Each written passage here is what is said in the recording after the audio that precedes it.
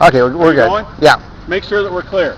The sign issue is referring to the parking area. The political signs can be on the other side of the sidewalk with the property's owner's permission, but the city issue is in the city parking right of way. Yeah. They don't allow any signs. Even the political signs have to be up into the private yards.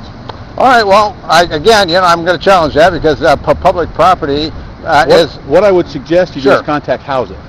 They're the ones that have the regulation for that, to make sure that everybody's on the same page. Sure. And that way, hopefully, nobody gets in trouble. Well, yeah, and but the thing is, public streets, sidewalks, parks, according to Frisbee Schultz, are the archetype of freedom of speech. Okay, they're public fora.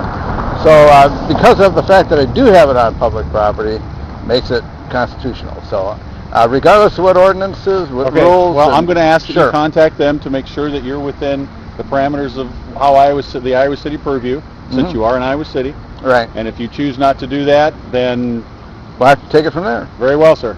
All right. Have a good one. Right. Especially the time of by code, by city ordinance, they can't be in the parkway. They're supposed to be in the yard. We handle them. We don't drive around pulling signs, and we didn't today either. We handle them when we get a complaint. It tends to be a complaint-driven process. We try to make contact with the person close to the sign. Usually on the political sign, it's the property owner. The property owner wasn't aware that they had to be on his side of the sidewalk as opposed to the street side of the sidewalk. And normally after we inform them of that, they get moved. Or they say, you know what, we didn't post those signs. They showed up one day, in which case they get taken and they get thrown in a dumpster behind the police department. After we got this complaint and Officer Nevis came down and spoke with you today, and said, he's going to challenge this. He wants to make a statement. How is this different? Oh, we want to make a case. Yeah. And how is this different? Right. I said, I can tell you about how it was done in the past, but before we do anything today, I'm going to call the city attorney's office. Sure. Because there are things going on. It happened to be that I was put through to Eric Goers, and it's Goers, like Goers. Spoke with him. He called me back after a little while, which is the delay. He called me back and said, there's a variety of things that could apply, depending on interpretation, but this is the one that I, Eric Goers, will hang my hat on. He said it actually falls under HIS, housing inspection, which is where we normally often get our complaints from, but I think they come from other people through housing inspection. And no privately owned sign shall be placed on or over public space.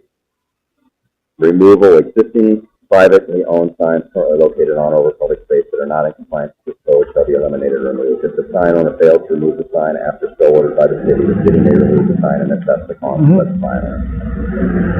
Nobody had to bring a fork truck down here. Granted, I had to find out the evaluation I was working on come out here, but there is no cost to the city as far as I'm concerned, so there's no cost of that. Well, there has to be, a legitimate governmental interest, in doing this. And there's legal precedent. I mean, that would make this law unconstitutional as applied, to what we're doing here today. And that's why I want to challenge it. And it's not that we are posting signs, all around town. We're posting them at a specific place that we're ministering at. Right.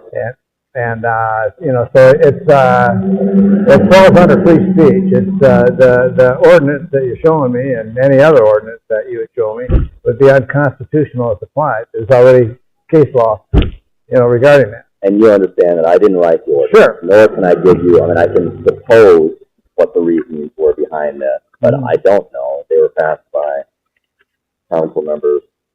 Sure. Looks like back in 2008, or at least revisited back in 2008. I work for the city. Sure.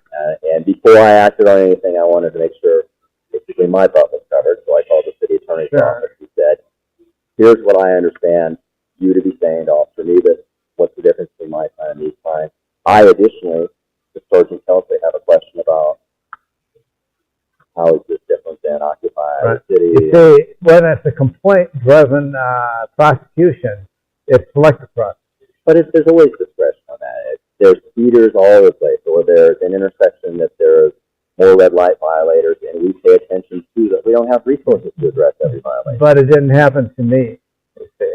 And this is happening to me. This is something that's challenging, something that we do out here all the time, and something that we're going to continue doing. And so...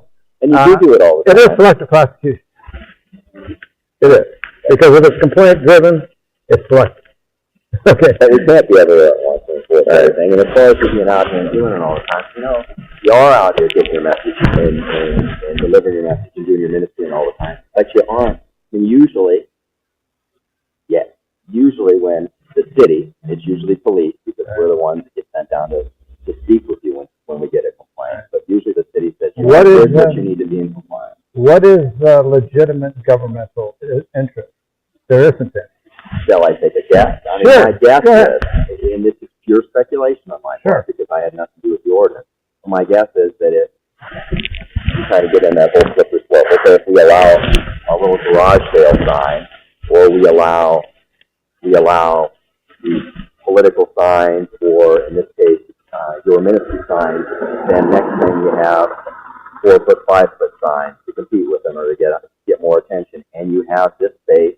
But we didn't have a 4-foot. I understand that, but you asked me, and I'm supposing here what's the legitimate for the good of the public purpose for that ordinance. I mean, I'm speculating, but my guess is that played into it. I had nothing to do with draft. Right. But even so, the signs were attended, by the people that are here. They're gone when we leave. And that's the way that that's the way it is. And this sign's attended, and you are getting message out, and also leadership down and said, this is what I understand to be the case. They need to be attended immediately. It can't be a fixed or freestanding. Well, now we get into this all fuzzy-wuzzy area, And want to challenge them. Right. So, I'm going to challenge it. I'd like the courtesy of some citation or something that we can take it to court with, so that we can whip your butt. Yeah, because the fact that it is so blatantly, unconstitutional. Well, you believe that, and I don't know. I'm a police officer. I'm not an attorney. Well, you just stole my sign. No, I didn't steal anything. Steal is to take something that without somebody's permission, take somebody else's property without any, without their permission. Without any legal license to do so. With I need some sort of a citation, to fight in court. Okay, were you responsible for placing the sign? I certainly was. And did you let the signs remain after being told by officers? I certainly did. If you would like me to write a citation, if you think that will help clarify things in the end, I'll be glad to do that. I will need to see ID then, just so that I can. Well, you know who I am.